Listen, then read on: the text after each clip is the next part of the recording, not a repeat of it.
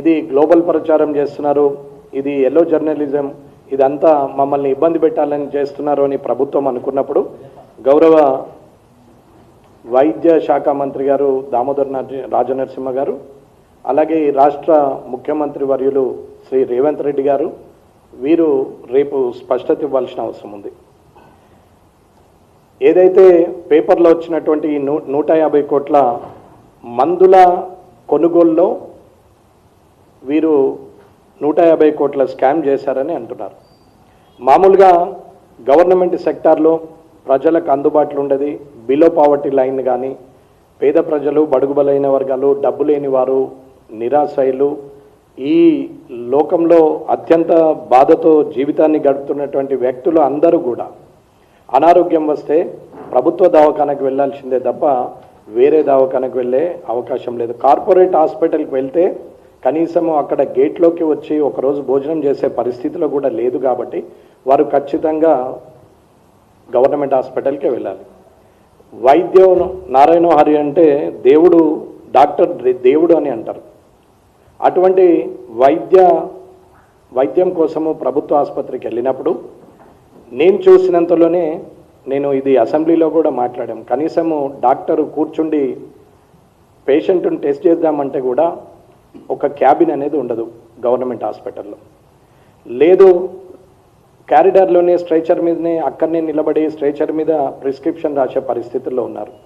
కొందామంటే మందులకు హెచ్డిఎస్లో డబ్బులు ఉండవు, ఆరోగ్యశ్రీ డబ్బులు వేయరు, అక్కడ ఆపరేషన్ చేద్దాము అని అంటే ఎక్విప్మెంట్స్ ఉండవు. ఒకవేళ ఎక్విప్మెంట్స్ ఉన్నా దాన్ని నడిపే ఉద్యోగస్తులు, టెక్నీషియన్స్ ఉండరు. అలాగే ఆపరేషన్స్ చేయాలంటే ఎన్నో సమస్యలు, గ్లౌజ్ నుంచి మొదలు పెడితే సర్జికల్స్ వరకు అన్నీ కూడా ఇబ్బందులే. వీటిని కొనాలని అంటే 3 రకాలుగా కొనచ్చు. హెచ్డిఎస్లో హాస్పిటల్ డెవలప్మెంట్ సొసైటీలో డబ్బులు ఉంటాయి. ఆ డబ్బులు ప్రభుత్వం వారు విడుదల చేయాల్సిన అవసరం ఉంటుంది, కానీ విడుదల చేయరు. ఆరోగ్యశ్రీకి సంబంధించి డబ్బులు డాక్టర్ది పోను, మిగతాది హాస్పిటల్ డెవలప్మెంట్లో జమ కావాలి ఆరోగ్యశ్రీ డబ్బులు. మూడవది బ్లడ్ బ్యాంక్ ద్వారా వచ్చేటి, వీటి ద్వారానే డబ్బులు ప్రభుత్వ హాస్పిటళ్లకు సమకూరుతాయి. ఇకపోతే మండల్ లెవెల్లో ప్రైమరీ హెల్త్ సెంటర్ ఉంటుంది, క్లస్టర్లో సిహెచ్సి అని చెప్పి అక్కడ హాస్పిటల్ ఉంటుంది, అట్లాగే జిల్లాకు ఒక ఏరియా హాస్పిటల్, డిస్ట్రిక్ట్ హాస్పిటల్ ఉంటుంది, కాన్స్టిట్యున్సీలో ఒక ఏరియా హాస్పిటల్ ఉంటుంది. అంటే మామూలుగా మండల్లో పిహెచ్సి, అలాగే క్లస్టర్లో సిహెచ్సి ఉంటుంది, అలాగే కమ్యూనిటీ హెల్త్ సెంటర్ అంటారు, అలాగే కాన్స్టిట్యున్సీకి వచ్చేసరికి ఏరియా హాస్పిటల్ ఉంటుంది, అలాగే జిల్లాకు వచ్చేసరికి డిస్ట్రిక్ట్ హాస్పిటల్ ఉంటుంది. ఇది వైద్య విధాన పరిషత్కు సంబంధించి.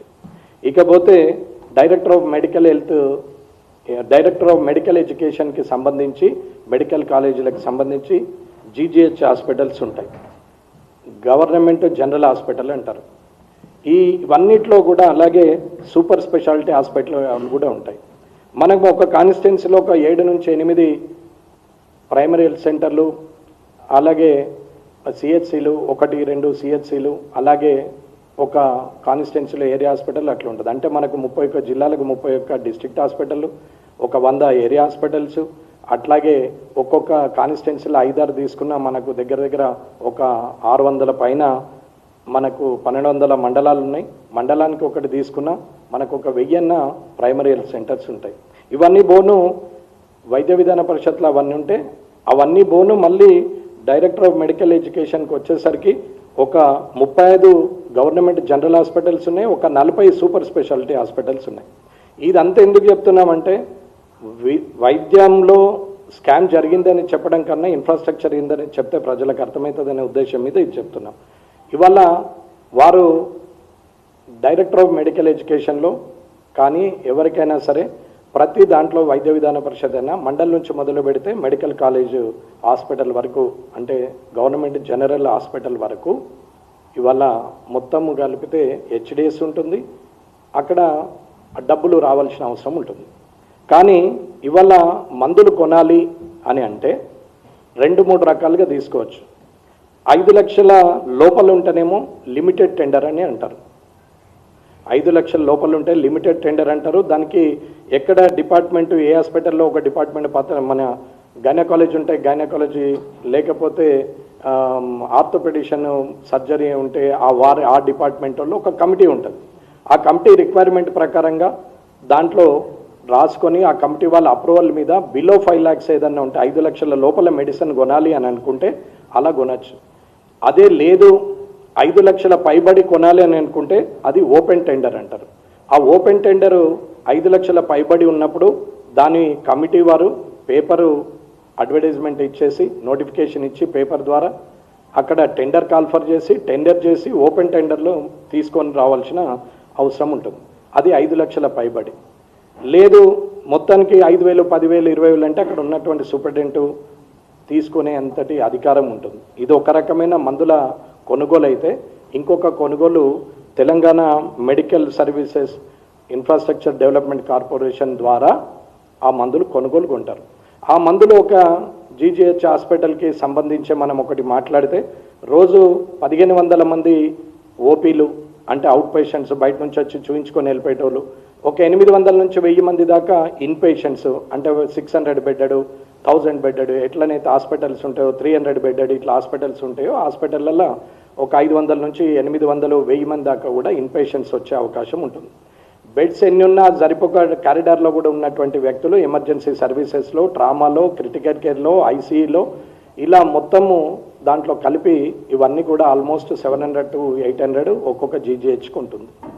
ఇలాంటి హాస్పిటల్స్లో పర్చేజ్ చేయాలంటే ఈ 3 రకాలు కాను మరి ఇంకొక రకమే Telangana medical services infrastructure development corporation ద్వారా ఇవి పర్చేజ్ చేస్తారు. ఈ పర్చేజ్ చేసేది ఎలా ఉంటుందంటే ఎవ్రీ క్వార్టర్కు పర్చేజ్ చేస్తారు. ఓపీ ఐపీని బట్టి, అక్కడ జరుగుతున్న ఆపరేషన్స్ని బట్టి, అక్కడ ఉన్న డెలివరీ కేసులను బట్టి, అక్కడ ఉన్న యాక్సిడెంటల్ కేసులను బట్టి, అక్కడ ఉన్నటువంటి ఇన్ఫ్రాస్ట్రక్చర్ని బట్టి అక్కడ ఎంతమంది వస్తున్నారు ఓపీ ఐపీ అనేది చూసి దాని ప్రకారంగా యావరేజ్గా టెండర్ చేసి ఎవ్రీ క్వార్టర్కు టెండర్ చేస్తారు. ఎవ్రీ క్వార్టర్ అంటే 4 క్వార్టర్లు వస్తాయి ఒక సంవత్సరానికి. ఇంచుమించు 4 కోట్ల నుంచి 5 కోట్లు ఒక హాస్పిటల్కి మాత్రమే జరుగుతుంది. మనము అలాంటిది ఇవాళ సూపర్ స్పెషాలిటీలు ఇవాళ 35 జనరల్ హాస్పిటల్స్ ఉన్నప్పుడు 75 హాస్పిటల్లో యావరేజ్గా గాంధీ, నిమ్స్ ఇవన్నీ చూసుకుంటే మామూలుగా చూసుకున్న 100 కోట్ల రూపాయల టెండర్స్ జరుగుతూ ఉంటాయి.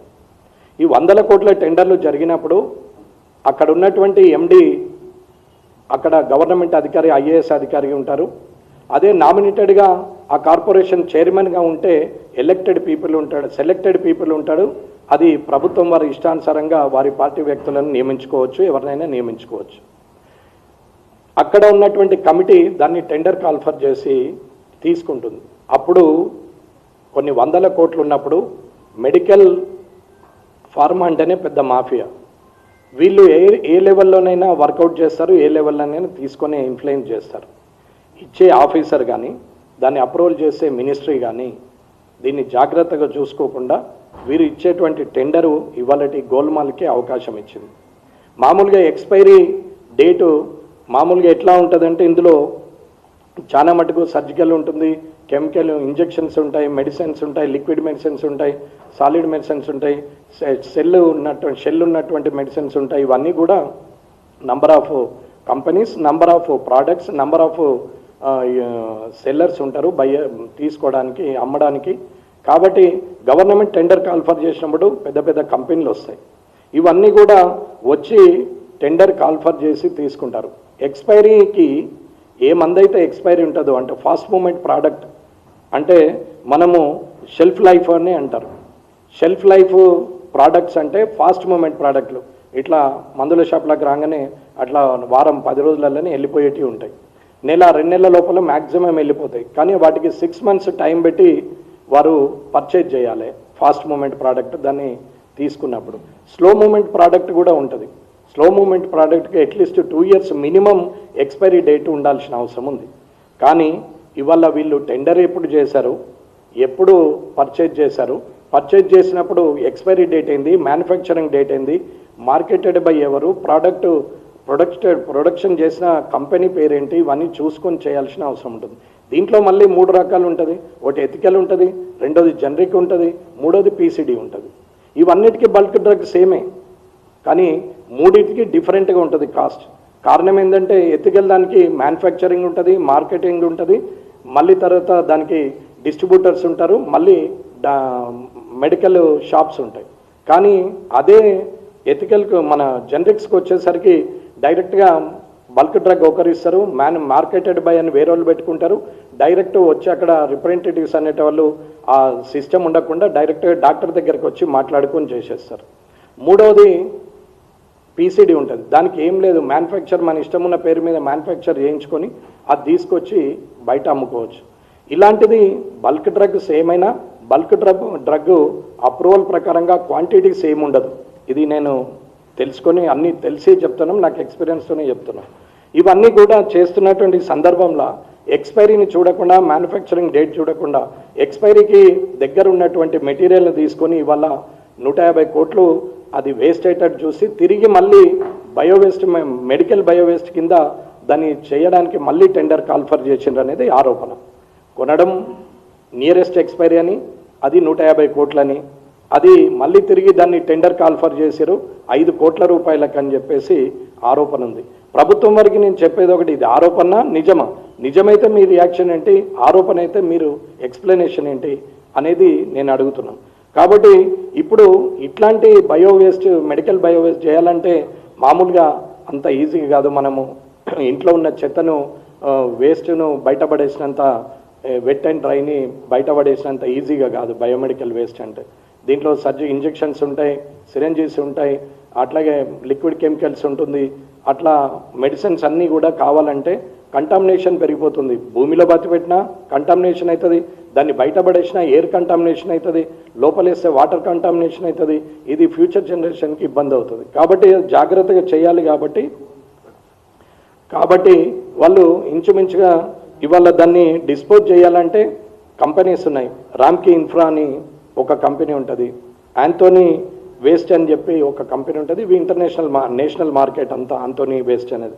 ఇలా ఒక 5-6 కంపెనీలు బయో వేస్ట్, వేస్ట్ ఏదైతే ఉంటుందో, మెడికల్ బయో వేస్ట్ ఏదైతే ఉంటుందో దీన్ని వాళ్ళు తీసుకెళ్ళి ఒక 30, 40, 50, 100 ఎకరాలు వారు తీసుకొని ఎక్కడో ఒక దగ్గర వాళ్ళు ఈ ప్లాంట్ పెట్టేసి ఏది ఎట్లా చేయాలనో సాగ్రిగేట్ చేస్తారు. ప్లాస్టిక్ వేరు చేస్తారు, గ్లాస్ వేరు చేస్తారు, పైప్స్ వేరు చేస్తారు, ఇవన్నీ వేరుగా చేసి సాగ్రిగేట్ చేసి అది వేస్ట్ చేయాలి. అటువంటి దానికి మళ్ళీ 5 కోట్లు అంటే 150 కోట్లు ఇందులో పోయింది, 5 కోట్లు అందులో పోయింది. నేను ఇప్పటి వరకు అనేది ఏంటంటే, ఒక మామూలు వ్యక్తి ఒక అమాయకుడు వచ్చి, లేనివాడు వచ్చి గవర్నమెంట్ హాస్పిటల్లో ఒక పారాసెటమాల్ కావాలంటే దొరికే పరిస్థితి లేదు, ఒక డెలివరీ కేసు వస్తే గ్లౌజెస్ ఇచ్చే పరిస్థితి లేదు. ఇది ప్రాక్టికల్గా నేను నా ఏరియాలో చూసిందే చెప్తున్నాం. 1-2 సార్లు కొనుక్కొని పోయి వాళ్ళు మళ్ళీ డెలివరీ చేయించుకున్నటువంటి సందర్భం. ఇవాళ ఇటువంటి పరిస్థితుల్లో హాస్పిటల్ ఉన్నప్పుడు హాస్పిటల్లో ఇవ్వాల్సిన డబ్బులు ఇవ్వకుండా, హెచ్డిఎస్కు రాకుండా, ఆరోగ్యశ్రీ డబ్బులు వేయకుండా ఇవాళ హాస్పిటల్లో ఉన్నటువంటి పరిస్థితిని దీనస్థితికి తీసుకొస్తూ, ఇన్ఫ్రాస్ట్రక్చర్ డెవలప్మెంట్ చేయకుండా, ఎక్విప్మెంట్ ఇవ్వకుండా, టెక్నీషియన్స్ని అపాయింట్మెంట్ చేయకుండా, ఇదంతా డబ్బులు వేస్ట్ అన్నట్టు చూసి, డబ్బులు అనేది కాపాడుతున్నట్టు చేసి వారికి లాభం వచ్చే పనిని మాత్రమే చేస్తున్నటువంటిది ఈ స్కామ్. ఈ స్కామ్ ఎవరికి ఉపయోగపడుతుంది? ప్రజలకా, రాజకీయ నాయకులకా? అధికారులకా, రాజకీయ నాయకులకా? ప్రజలకైతే ఏమాత్రం ఉపయోగపడదు కదా. మరి ఇందులో ఎవరు భాగస్వాములు? అధికారులు, రాజకీయ నాయకులు కలిసి చేసినటువంటి స్కామ్ అయితే ఇవాళ ఎండిగా ఫణీంద్ర గారు ఉన్నట్టున్నారు, దానికి ఇవాళ చైర్మన్గా డాక్టర్ మహేష్ కుమార్ కే ఉన్నట్టున్నాడు, డాక్టర్ గారే, ఇద్దరు అఫీషియలే. మరి ఏం చూస్తున్నారు, ఏం చేస్తున్నారు అనేది ఇది చూడాల్సిన అవసరం ఉంది. ప్రిన్సిపల్ సెక్రటరీ గారు, అట్లాగే దానికి ఆరోగ్య శాఖ మంత్రి, వైద్య ఆరోగ్య శాఖ మంత్రి గారు దామోదర్ రాజనరసింహ గారు, మరి వీళ్ళందరూ ఏం చేస్తున్నట్టు, ఇది ఎక్కడ జరుగుతున్నట్టు, ఇది ఇద్దరి కనుసన్నల్లో జరిగిందా, బ్యూరోక్రాట్ లెవెల్లో జరిగిందా, లేకపోతే రాజకీయ నాయకుల కనుసన్నల్లో జరిగిందా, లేక ఇద్దరు కలిసి చేసిండ్రా అనేది ఇప్పుడు ప్రశ్న. మరి మామూలు వ్యక్తికి కావాల్సినటువంటి మినిమం నీడ్ కూడా మనం ఇవ్వలేనప్పుడు ఈ ప్రభుత్వం ఉండేందుకు, ఈ రాజకీయ నాయకులు ఎందుకు, ఎమ్మెల్యేలు, ఎంపీలు ఎందుకు అనేది నా ప్రశ్న.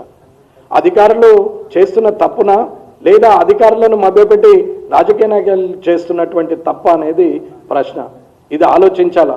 లేనివాడు లేకెడిస్తే మనమేమో ఉన్నవాడిని లేనివాడిని కొట్టి జమ చేసుకునే పరిస్థితికి రాజకీయ నాయకులు, ప్రభుత్వం ఇలా దిగజారిపోతూ ఉంటే అది ఈ ప్రభుత్వమా, ఆ ప్రభుత్వం అనేది కాదు. కానీ ఇది ఎంతవరకు న్యాయం, ఎంతవరకు ప్రజలకు కావాల్సినటువంటి సేవ మీరు అందిస్తున్నారు అనేది మనం ఒక్కసారి గుండె మీద చేసుకుంటే అర్థమవుతుంది. ఇలాంటి పరిస్థితుల్లో అక్కడ ఏమీ లేదు అంటే ఇవాళ 150 కోట్ల రూపాయలు ఈ స్కామ్ చేస్తూ ఈ మెడికల్ బయోవేస్ట్ చేయడానికి మళ్ళీ ఒక 5 కోట్ల రూపాయలు పెడితే ఇవాళ ప్రభుత్వం ఏం చేస్తున్నది, ఎలాంటి పని చేస్తున్నది అనేది ప్రభుత్వం ఆలోచించుకోవాలా. ఇది మాత్రము తప్పు. దీంట్లో ఎవరైతే ఇప్పటి వరకు చేశారో తప్పులు, ఎవరైతే బాధ్యులైనరో వారందరినీ కూడా, అది రాజకీయ నాయకులైనా లేకపోతే అధికారులైనా, వారి మీద చర్య తీసుకోవాలనేది భారతీయ జనతా పార్టీ నుంచి మేము డిమాండ్ చేస్తున్నాం. 200 ట్రక్కుల మెడికల్ వేస్ట్ అంటే అది ఎంత ఇబ్బందికరమైంది, రేపు ఎన్విరాన్మెంట్లో ఎంత కంటామినేషన్ పెరిగిపోతుంది, రేపు పొద్దున ఫ్యూచర్ జనరేషన్కి ఎంత ప్రాబ్లం అవుతుంది, ఇప్పుడున్నటువంటి ప్రజలకు ఏం సేవ అందుతుంది అనేది ఆలోచించాలి. విద్యా వైద్యము ఫ్రీగా ఇవ్వాలని కొట్లాడుతున్న తరుణంలో ఎప్పటి నుంచో విద్యా వైద్యం ఒకటే ఇస్తే అయిపోయి మిగతా ఫ్రీ బీజులు అవసరం లేదనుకునే సమయంలో ఇవాళ విద్యలో వైద్యంలో ఇలాంటి స్కామ్లు జరుగుతూ ఉంటే నిమ్మకు నీరెత్తినట్టు ముఖ్యమంత్రి గారు కానీ, అలాగే దామోదర రాజనరసింహ గారు ఆరోగ్య శాఖ మంత్రి గారు కానీ, అక్కడ ఉన్నటువంటి అధికారులు కానీ, అది ఫణీంద్ర గారా మహేష్ కుమార్ గారా ఎవరైనా కానీ, డాక్టర్ గారు వారు ఏం చేస్తున్నారు? కింది స్థాయిలో జరిగిన అవినీతి అయితే కాదు, ఇది పై స్థాయి నుంచి జరుగుతున్నటువంటి అవినీతే. కాబట్టి దానికి బాధ్యులైన వారికి చట్టం ద్వారా శిక్షించాలని, లేదా ప్రజలే మీకు బుద్ధి చెప్తారని తెలియజేసుకుంటూ ముగిస్తున్నాను.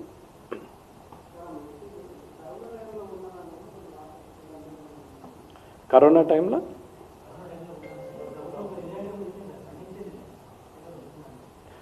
టైంలో ఉన్నప్పుడు అప్పుడు ఎక్స్పైర్ అయినాయి. కరోనా ఎన్నేళ్ళు అయిందమ్మా? కరోనా అయిపోయి 1 సంవత్సరంకో మ్యాక్సిమం మెడికల్ ఎక్స్పైర్ ఎన్ని రోజులు ఉంటుంది? దాన్ని ఒక 2 ఇయర్స్ నుంచి 3 ఇయర్స్ వరకే ఉందనుకుందాం. కానీ ఇప్పుడు కరోనా అయిపోయింది 1920, 2021 అయిపోయింది.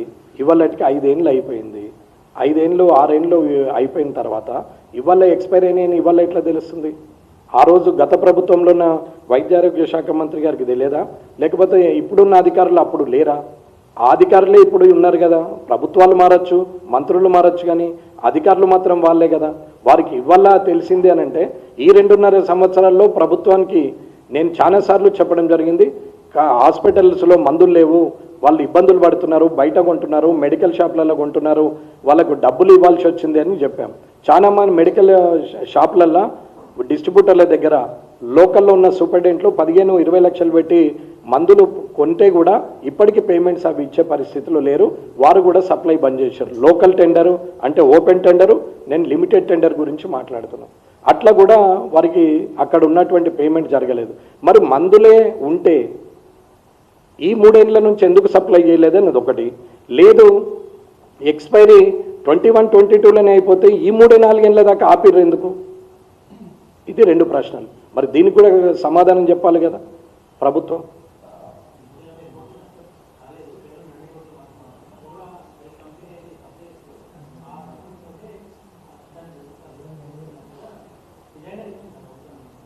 రిజైండర్ ఇచ్చింది కరెక్టే, కానీ ఎక్స్ప్లెనేషన్ క్లారిఫికేషన్ ఏ మెడిసిన్స్ ఏ కంపెనీ ద్వారా ఎప్పుడు కొన్నాం, మ్యానుఫ్యాక్చరింగ్ ఎప్పుడు, ఎక్స్పైరీ డేట్ ఎప్పుడు పర్చేజ్ చేసినాం, ఏ టెండర్ ద్వారా పర్చేజ్ చేసినాం, డేట్ ఆఫ్ టెండర్ ఏంది, దాని ఫైనాన్షియల్ అప్రూవల్ ఏంది, టెక్నికల్ బిడ్ ఏంది, ఫైనాన్షియల్ బిడ్ ఏంది అయితే చెప్పాలి కదా. ఓరల్గా స్టేట్మెంట్ ఇచ్చేసి కరోనా అప్పుడు వచ్చినాయండి, ఇప్పుడు ఎక్స్పైరీ అని పంపించేస్తున్నాం. అది సరిపోదు కదా అని అంటున్నాం. ఇప్పుడు టెక్నికల్ బిడ్ ఎప్పుడో తెలియాలి, ఫైనాన్షియల్ బిడ్ ఎప్పుడో తెలియాలి, డేట్ ఆఫ్ టెండర్ తెలియాలి, పర్చేజ్ కంపెనీస్ పార్టిసిపేషన్ అయింది తెలియాలా, ఏ కంపెనీ సప్లై టెండర్ దొరికింది, ఏ కంపెనీ ఎంత సప్లై చేసింది, సప్లై చేసిన medicines, date of manufacturing, date of expiry, ఇవైతే ఉండాలి కదా. ఇవన్నీ లేకుండా నేను మామూలుగా మాట్లాడుతా అంటే కుదరదు కదా. నేను 150 కోట్ల స్కామ్ జరిగింది, 5 కోట్లు పెడుతున్నారు, మంత్రి దొంగ, ముఖ్యమంత్రి దొంగ అని రాజకీయ ప్రసంగం చేయలేదే. నేను పర్సనల్గా ఎక్కడ టార్గెట్ చేసి మాట్లాడలేదే. నేను టెక్నికల్గానే అడుగుతున్నా, టెక్నికల్గానే సమాధానం చెప్పమంటున్నా. ఇప్పుడు ఆయన ఆరోపణ చేసిండండి, అదంతా అబద్ధం, మేము చెప్పేది నిజం అనడం వేరు. నేను విత్ ఎవిడెన్స్ విత్ డాటాతోనే మాట్లాడుతున్నాం. ఆ డాటాను బట్టే వాళ్ళు ప్రజెంటేషన్ ఇవ్వమనండి. ఇప్పుడు నేను అడిగిన 5-6 ప్రశ్నలు, date of tender, technical bid, financial bid, approval, ఏ కంపెనీ ఈ సప్లై చేసింది, ఆ కంపెనీలో మెడిసిన్స్ మ్యానుఫ్యాక్చరింగ్ డేట్ ఎంత, దాని ఎక్స్పైరీ డేట్ ఎప్పుడు, అది చెప్పండి సరిపోతుంది. ఇంకా మీరే చెప్తారు, నేను సమాధానం చెప్పాల్సిన అవసరం లేదు. ప్రభుత్వమే చెప్పాలా. తప్పులు చేయడం ఆదేశించి చర్యలు తీసుకోమని చెప్పి గవర్నమెంట్కి సంబంధించిన విజిలెన్స్నో, ఈడీనో, లేకపోతే ఏసీబీనో, సిఐడినో అన్నా ఇది కామన్ అయిపోయింది. దానికి భయం అనేది లేదు. జైలుకి పోయినోడు హీరో అనే టైపులో అయిపోయింది. ఏ అధికారైనా సరే సస్పెండ్ కావడం, తిరిగి మంత్రి దగ్గరికి పోవడం, డబ్బులు పెట్టడం, తిరిగి మళ్ళీ రిక్రూట్ కావడం, రీఅపాయింట్మెంట్ కావడం. అలాగే రాజకీయ నాయకుడు తప్పు అనడం, జైలుకి పోవడం, మళ్ళీ వచ్చి నిరూపణ కాకపోవడం. రాజాగారి 2G స్కామ్ నుంచి చూస్తే ఇప్పటి వరకు ఏ రాజకీయ నాయకు ఉంది ప్రూవ్ అయినట్లేదు, 1-2 తప్ప. ఇప్పటి వరకు కూడా ఏ సిబిఐ, సిఐడి ఏది చేయని మళ్ళీ వాళ్ళు వచ్చి బయట తిరుగుతున్నటువంటి సందర్భం. ఎవరిని నమ్ముతాం? నిజాయితీగా, పారదర్శకంగా, నీతిగా ప్రభుత్వం ఉంది అంటే ఇవన్నీ ప్రభుత్వం చెప్పాలనేది నా డిమాండ్. ఎంక్వైరీ చేసినాం, వాళ్ళు కమిటీ ఇచ్చారు అంటే కాళేశ్వరం నుంచి కాశ్మీర్ దాకా ఎంక్వైరీలు అయితేనే ఉన్నాయి. దాని మీద ఎటువంటి నిర్ణయాలు జరగట్లేదు. ప్రజలకు ఈరోజు న్యూస్ కొత్తది, రేపటిది పాతది. ఓ స్త్రీ రేపు రా అన్నట్టే ఉంది, నేడు నగదు రేపు ఉద్దరు అన్నట్టు ఉన్నది తప్ప ఇంకేమీ లేదు. ఎంక్వైరీ కమిటీల గురించి మాట్లాడట్లేదు, కానీ ప్రభుత్వమే పారదర్శకంగా పాలిస్తున్నాం, మేము తప్పు చేయలేదు అన్నప్పుడు నేను అడిగినటువంటి ఈ 5-6కి సమాధానం చెప్పగలిగితే చాలు, ప్రతి ఒక్కరికి అర్థమైపోతుంది. ఇది ఎవరికి అర్థం కాదనేది కాదు. ఇవాళ ఉన్న ప్రైవేట్ హాస్పిటల్స్ ఉన్నోళ్ళు, మెడికల్ డిపార్ట్మెంట్లు ఉన్నోళ్ళు, ఫార్మసీ డిపార్ట్మెంట్లు ఉన్నోళ్ళు, ఫార్మా కంపెనీలు ఉన్నోళ్ళు, అందరికి కూడా డిస్ట్రిబ్యూటర్ దాకా, మెడికల్ షాపుల దాకా నేను అడిగింది 100% క్లియర్గా అర్థమై ఉంటుంది. దీని మధ్యనే చెప్పగలిగితే చాలు. ఈ 5-6కు తప్ప వేరే ఏం అడగట్లేదే.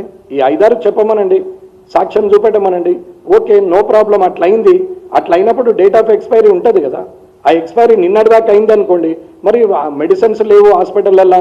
అసెంబ్లీలో 4 సార్లు కాదు 10 సార్లు చెప్పినాం, అయినా కానీ హాస్పిటళ్ళల్లో మెడిసిన్స్ రాలేవు. తిరిగి ఎక్స్పైరీ అయినాయి అనుకోండి, మరి ఎప్పుడో అప్పటి నుంచి ఇప్పటిదాకా ఎందుకు ఆగారు? ఇప్పుడు ఎక్స్పైరీ అయితే ఎందుకు సప్లై చేయలేదు? ఇవాళ కొన్ని ఫార్మాలు డిస్ట్రిబ్యూషన్స్ ఉంటాయి, కొందరు మెడికల్ షాపులలో ఉంటారు. 1 నెల 2 నెలలు అయితే ఎక్స్పైరీ అవుతాయి అనగా వాళ్ళు అవి అమ్ముడు పోవని చెప్పి గవర్నమెంట్ హాస్పిటల్కి తెచ్చి ఇస్తారు. సార్ ఇవి ఎక్స్పైరీకి దగ్గరనే ఫ్రీగా ఇస్తున్నాము, మీరు ప్రజలకు ఇవ్వండి, తర్వాత ఎక్స్పైరీ అయితే బయోవేస్ట్ కింద పడేయండి, కానీ ఇవైతే వాడండి అని ఇస్తారు. ఇది నిజం, నాకు ఉంది డిస్ట్రిబ్యూషన్, అందుకే చెప్తున్నాను. ఒకవేళ అది కూడా ఎక్స్పైరీ అయిన తర్వాత కూడా ఇమ్మీడియట్గా పాయిజన్ కాదు, దానికో మళ్ళీ 2-3 మంత్స్ దానికి ఒక పొజిషన్ ఉంటుంది. కానీ ఎక్స్పైరీ అయినటువంటి డేట్ తర్వాత వాడడం అనేది మనిషికి మంచిది కాదు. కాబట్టి అది నీళ్ళ నుంచి మొదలు పెడితే మందు దాకా ఏదైనా సరే ఎక్స్పైరీ దాటిన తర్వాత వాడడం తప్పు. కాబట్టి వారు ఎప్పుడు ఎక్స్పైర్ అయింది? కరోనా అప్పుడు ఎక్స్పైర్ అయింది.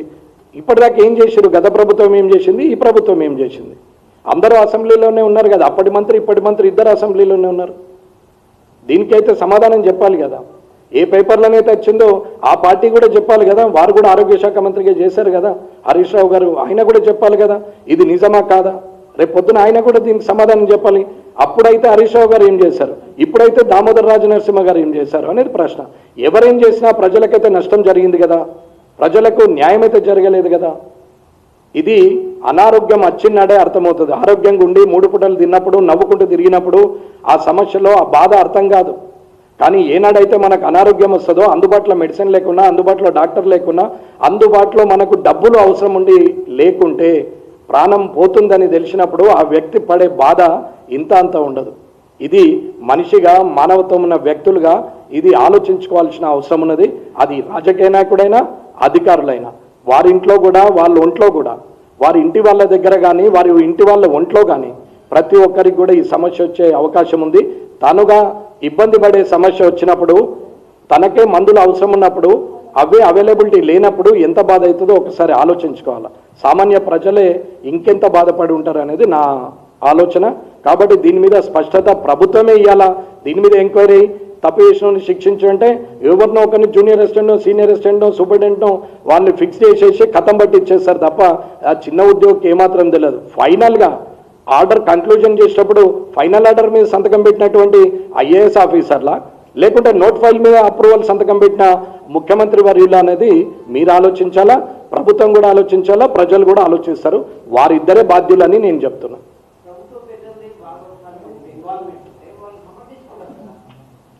సమర్థించుకోవడం, నేను మంచోడిని అనడం నేను కూడా అంటాను, కానీ నేను మంచోన్నా కాదా మీరు అనాలా. నేను మంచోడే, నేను కూడా అండి. వాళ్ళది వాళ్ళు సమర్థించుకుంటారు, ఎందుకు సమర్థించుకోరు? దాని గురించి మాట్లాడలే, టెక్నికల్గానే అడుగుతున్నాను నేను. మీరు చెడ్డవారని నేను అన్నప్పుడు నేను మంచోడు నేను చెప్పుకో, కానీ నేను అనలేదే చెడ్డవారని. ఎక్కడ మీరు చెడ్డ పని చేశారు, దొంగలు లంగలని నేను అనలేదే. నేనేమన్నా టెక్నికల్గానే అడిగినాము, టెక్నికల్ సమాధానాలు చెప్పాలా. ఆ 5-6 అంశాలు చెప్పగలిగినాడు ప్రభుత్వము ఖచ్చితంగా పారదర్శకంగా ఉన్నట్టు లెక్క.